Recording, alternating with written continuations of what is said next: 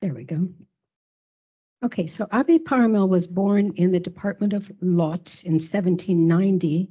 He was ordained, he was born into a bourgeois family that was rather well off, and they were very religious also. So he went to the seminary in Cahors and was ordained in 1815 and was soon assigned to the parish of Saint-Jean-Lespinasse in northern Lot.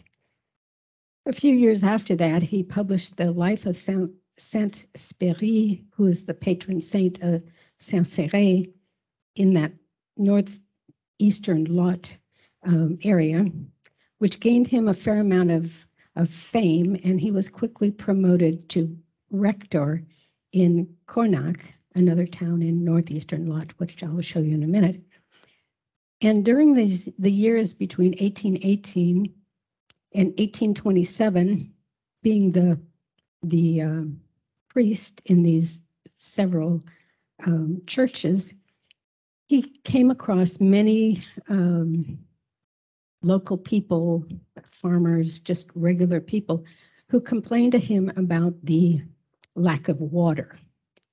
And so he decided that he would go out and figure out where the water is, because there was no surface water in that part of Lot. So in 1827, he submitted a report to the Conseil Général of the Department of Lot, and that's what I'm going to be talking about today. Here. So the Department of Lot is located to the southwest of the Massif Central, which is here, between that and the Aquitaine Basin. So the black dot on the map shows you the location of Cahors. And if we look at the departments in France, we see that here we are in the Department of Lot, number 46. Right now, today, we are in Dordogne, which is number 24. So we're very close to where Abbé Paramelle was born and did most of his early work.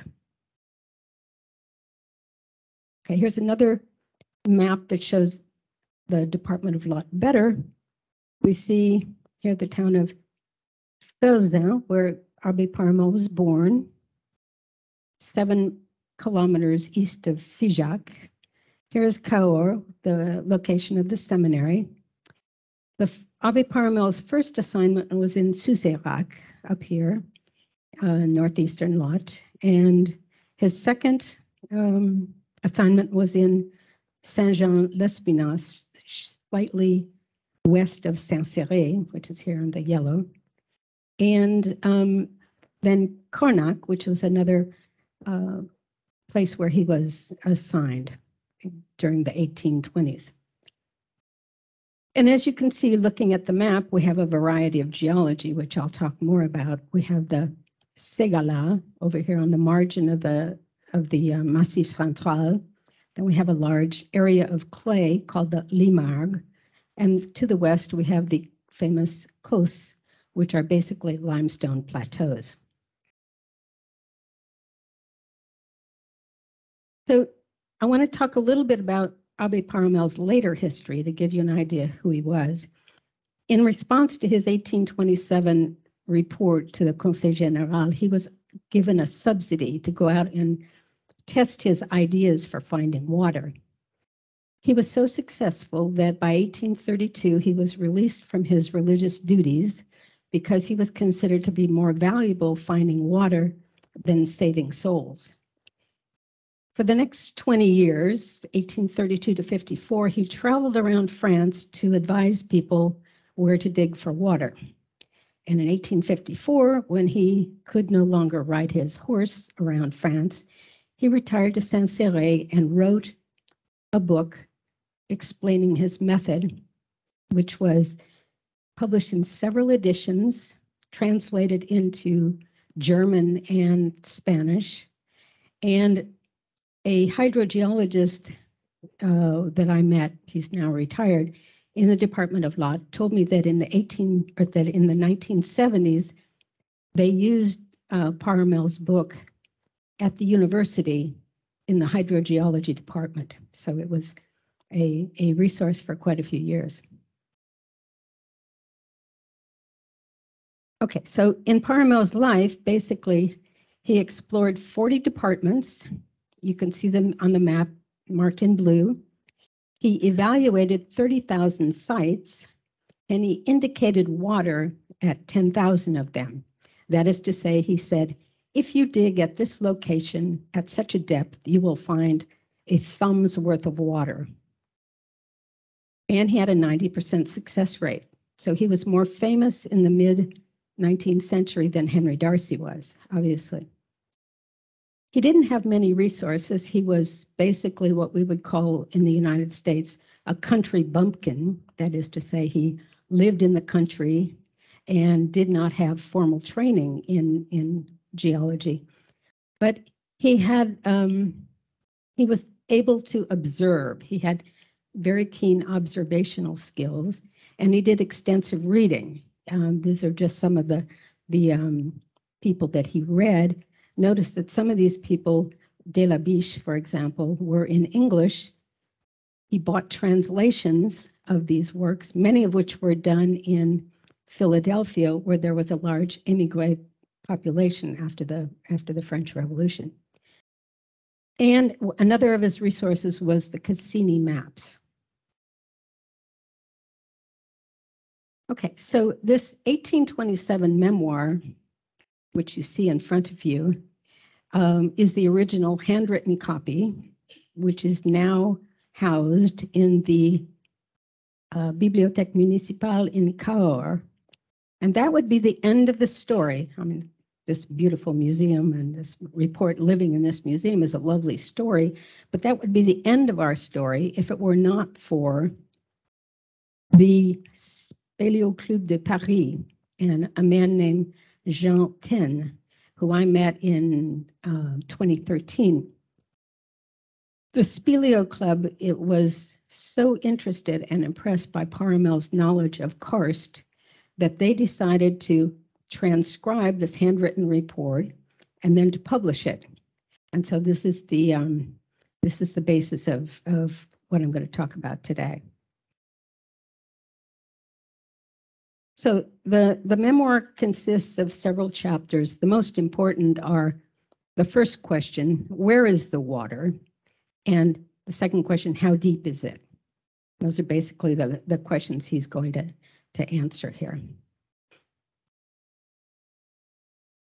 So Paramelle is a very practical man and an optimistic kind of guy, and he basically wanted to improve people's lives. He was, as I said, concerned about his parishioners. In one text I read, he said something like, how is it possible that God would put people here if there were no water here? So it was a religious sort of objective. But Paramelle, as I said, was born on the eastern side of the Department of Lot on the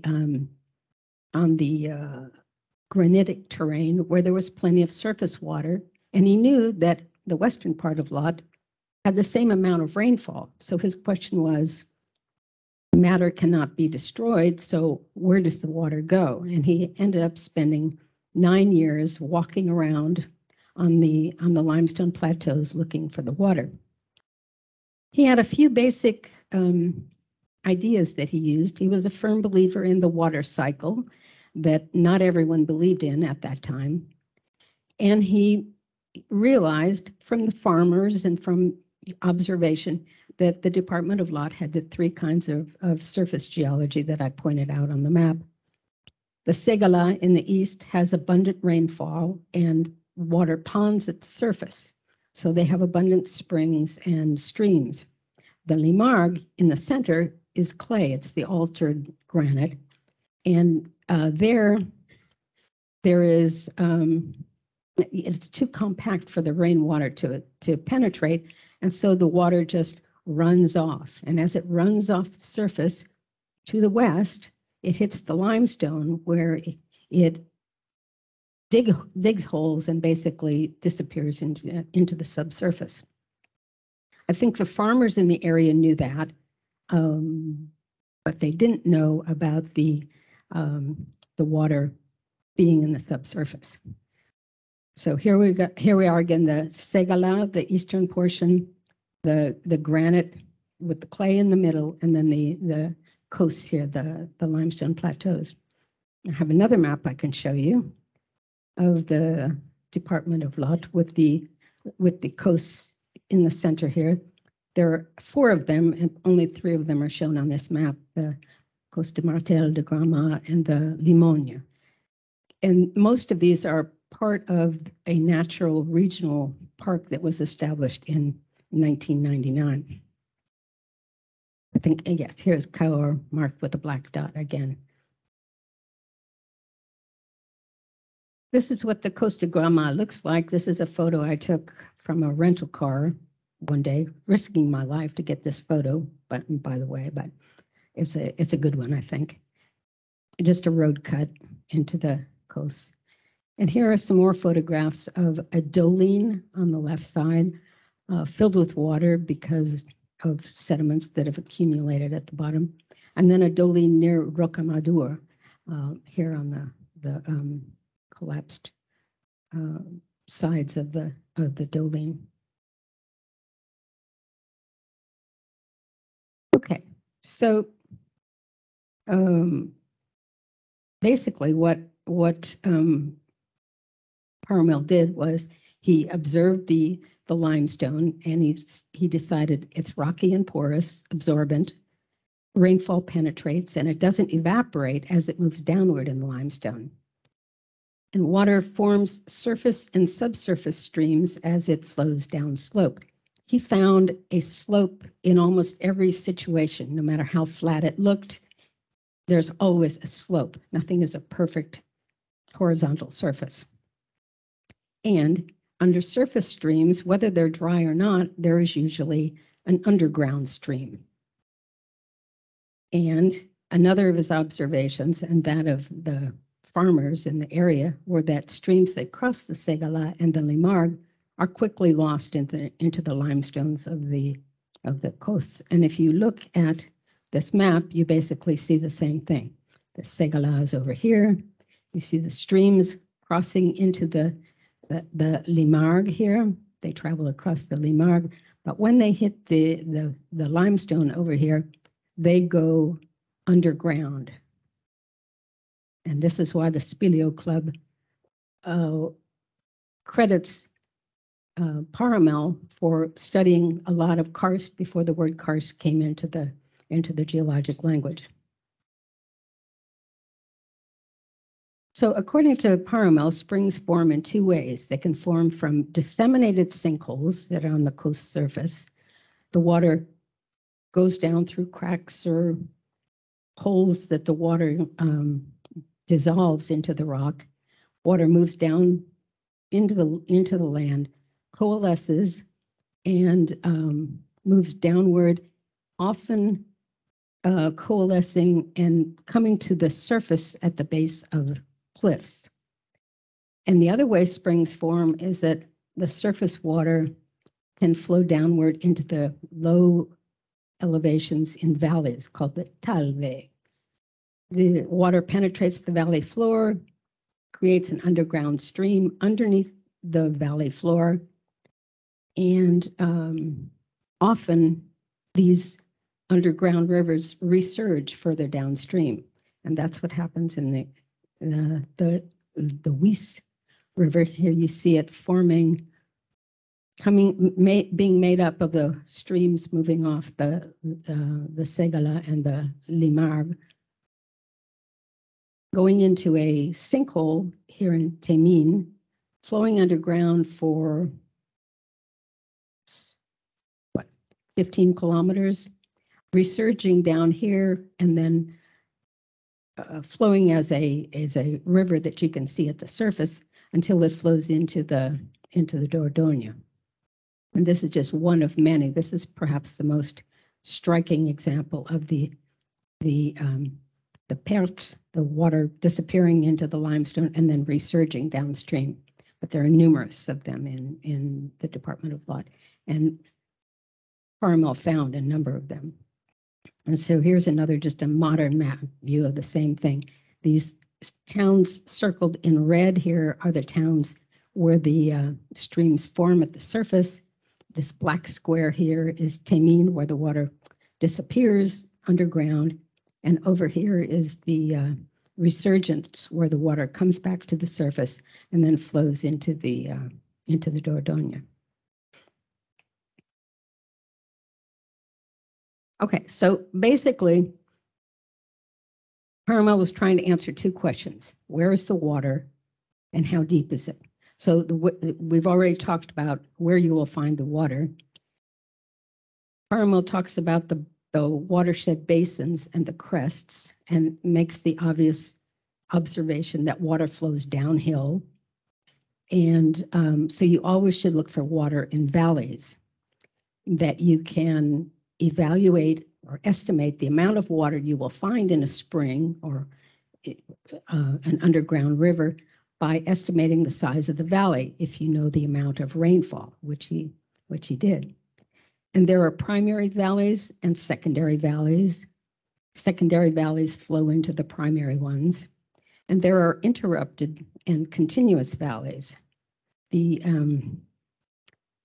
interrupted valleys normally occur on limestone, and they are valleys that have obstructions in them that are not as tall as the sides of the valleys. I didn't find the English words for it, but I've seen these things on limestone plateaus, and I just wish I had a photo to show you, but they obstruct the water on its way downstream, and you can lose the trace of the underground stream in those isthmuses, or cols, as he called them. But he shows you how to find the trace of them so that you can follow the underground stream.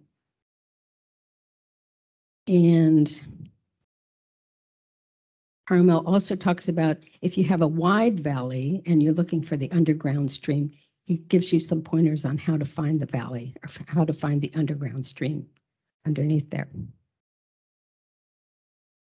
And as for the depth of the water, Paramelle makes the obvious picture that the water starts on the coast surface, so the water can't be any higher than that, and the water appears in springs in the bottom of the valley, so the water is always going to be between the top of the limestone and the valley. The reason people think water is so deep is because they build their houses on high areas, and then it makes it seem like the depth to the water is very great.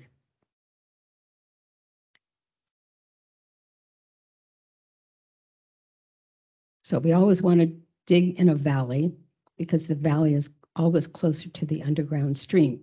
And he assumes that the slope of the underground streams is equal everywhere.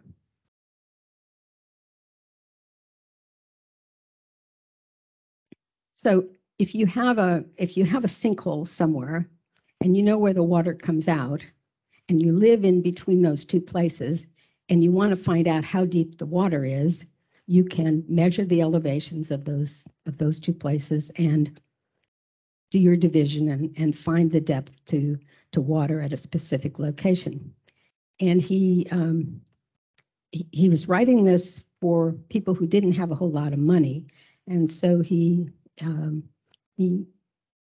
describes a level that you can make in the privacy of your barn and use to find water.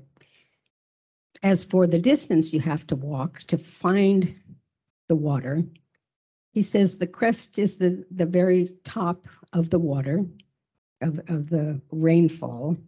And so if you're starting at a river, all the elevations that you would have to measure, the maximum elevation you would have to measure is the distance between the river and the watershed divide, and that you could do that with the level that he proposes with a partner in 2 to 3 days. So this is not something that you have to hire a professional for, and it's not something that will take a long time. So here's not a very good photo because I did it at 6 o'clock this morning, but this is Abbé Paramelle's level, and I can show you how it works during the question period later, if you're interested. He also gives an idea that if you find water discharging into a river, but you don't know where it comes from, but you want to tap it, not in the river, you want to dig a well to it, you can look at the amount of water that flows into the river. And if it is not very much, that means that the water is coming perpendicular to the river. But if there's a little bit more water flowing into the river, it's an oblique valley. And so he says to find the sinkhole, begin walking oblique to the valley or oblique to the river. And the first valley that you find will hide the underground stream that flows into the river. And if you walk up that hill, walk up that valley uphill, you will find the sinkhole that provides water. So you can use its elevation to calculate the slope and determine the water depth at the place you want to dig. Okay, so that's the two questions and the two answers. And I'm just going to show these slides of other things that are indicated in his report. One is signs that indicate water.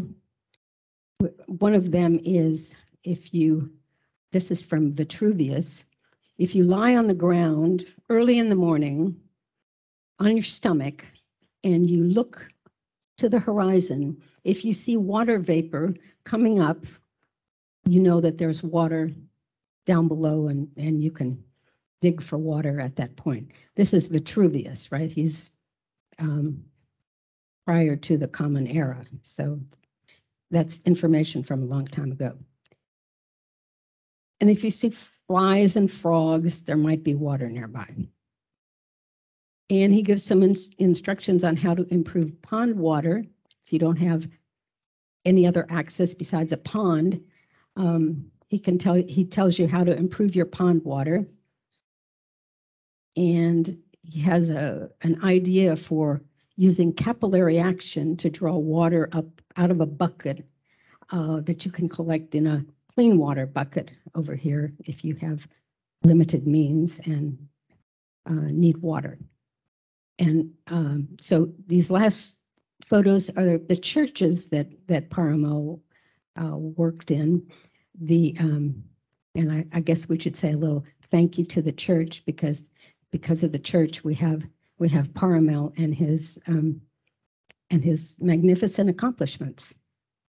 And here's my thank yous to many of my sources. Thank you very much, You're welcome. Patricia, for your interesting talk. Some question?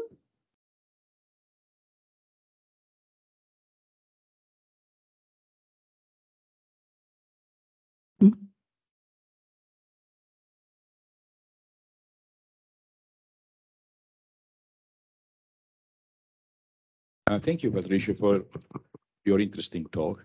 I have just a curiosity about the concept of primary and secondary valleys that you briefly explained.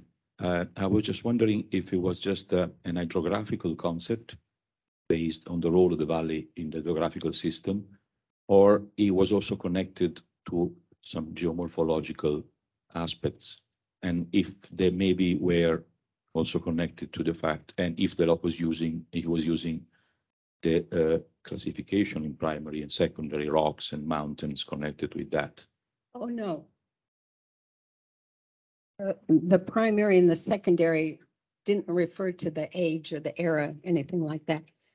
The primary valleys would have more water in their underground stream because the secondary valleys have flowed into the primary valleys. The underground streams under the secondary valleys have flowed into those under the primary valleys. And so you would find more water under a primary valley. So if you were interested in a lot of water, you would avoid the tributaries and you would look for water under the primary valley. I think is what Paramelle would say about that. Did I answer your question?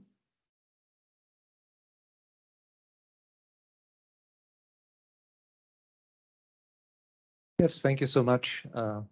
I really liked your talk, and I found many relationships also to other civil engineers who worked in the 1830s, 1840s, different parts of Europe.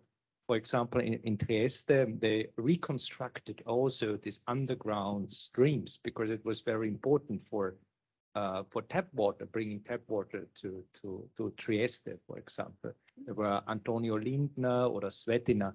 And I would be interested because, as I know from Lindner, they really used local knowledge.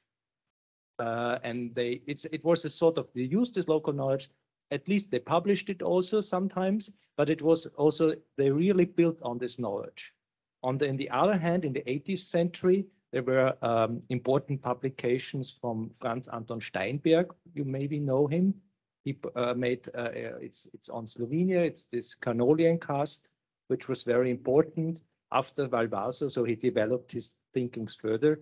Did your guy also drew on these sources, or really was he also somebody who used this practical knowledge on site, local knowledge, and transformed it into his concepts? I'm sorry, I didn't quite hear. You were asking if Paramelle developed his concepts on his own. Yes, on his own, or we drew on local knowledge from farmers or so on, and also did it use sources by scholars who worked in the 18th century about these underground streams, underground rivers, or was it really an own development in France? I think he used a variety of sources. He read a lot, and he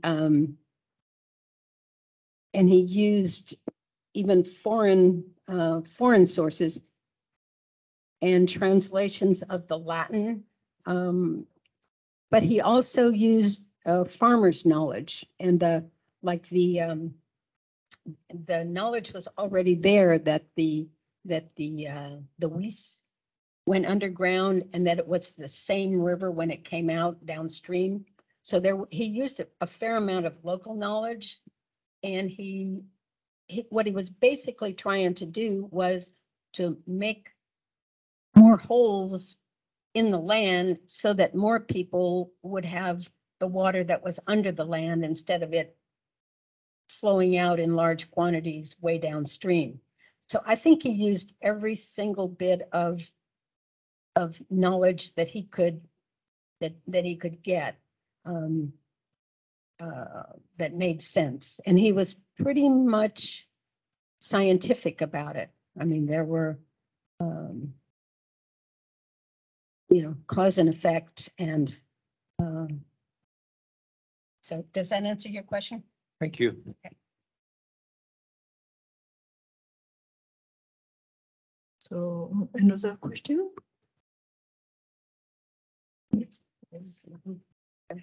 One more. Time for lunch. The last one. Just a quick question.